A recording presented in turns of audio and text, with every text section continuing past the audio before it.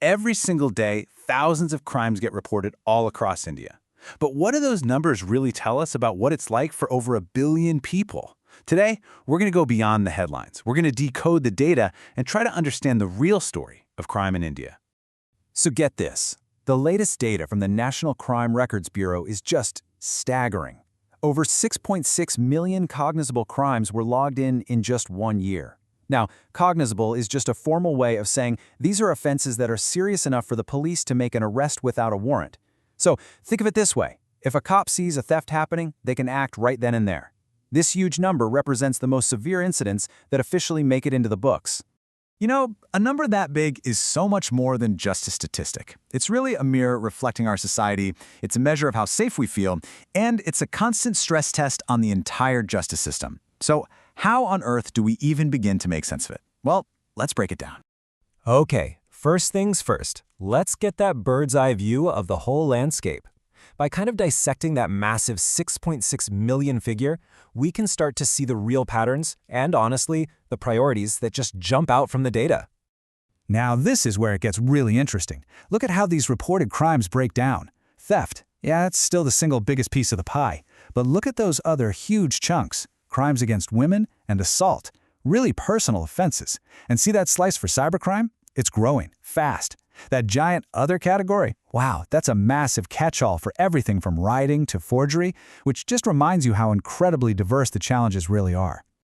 Right, so these percentages, they're not just abstract numbers on a chart. They represent real people, real lives, real stories.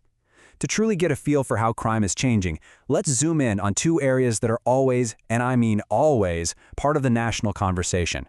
The ongoing, difficult challenge of crimes against women, and the absolutely explosive growth of cybercrime. So, when you drill down into that crimes against women category, the reports consistently show these 3 offenses at the top of the list, over and over again. Cruelty by a husband or his relatives, assault, and kidnapping. These are the harrowing realities that really fuel the public debate and the urgent calls for reform.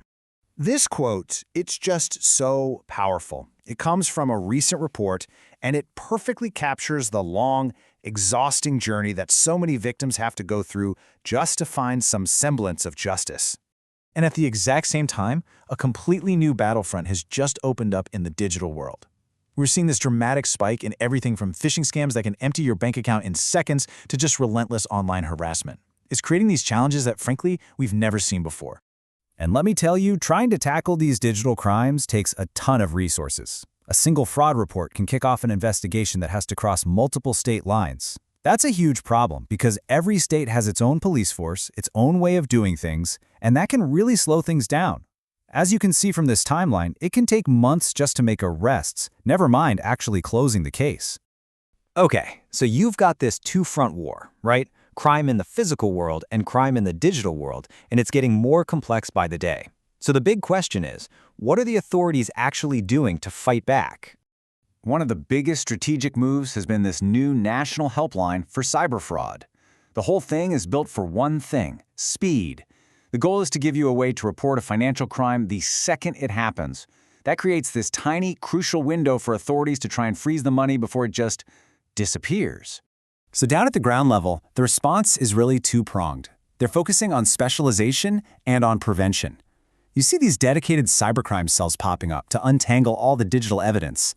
But that's paired with old-school methods, like just putting more patrols on the street.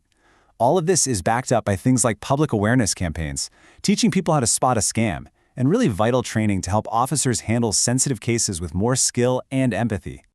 Now, the legal backbone for a lot of this is the IT Act from way back in 2000. It's the key law that gives these cyber cells the power to go after everything from hacking to data theft. And while it's the main tool they have, it's worth noting that it's also been part of the public conversation, with some reports pointing out that its language is pretty broad, which has been a point of debate. Okay, so we've looked at the big numbers, we've touched on the human stories, and we've seen how the officials are responding. But what does it all mean when you put it all together? Let's connect the dots.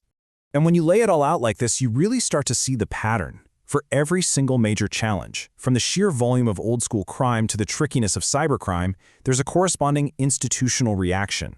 This shows us a system that's actively trying to keep up, but man, it also shows just how huge the challenge is. It's like for every step forward, a whole new problem pops up. So if you're going to remember 3 things from all this, make it these. First, crime in India today is this dual battle. It's a fight against problems we've had for a long time and against brand new digital threats. Second, the response is definitely shifting towards specialization, especially for all things digital. And third, and this is the big one, despite all the effort, that incredibly difficult gap between reporting a crime and actually seeing justice delivered, that remains this central challenge. And really, that leaves all of us with a critical question for the future. As India continues to race into the digital age, how can we make sure our laws, our police, and our entire justice system can evolve fast enough to keep up with this ever-changing world of crime? Because the answer to that is going to define safety for an entire generation.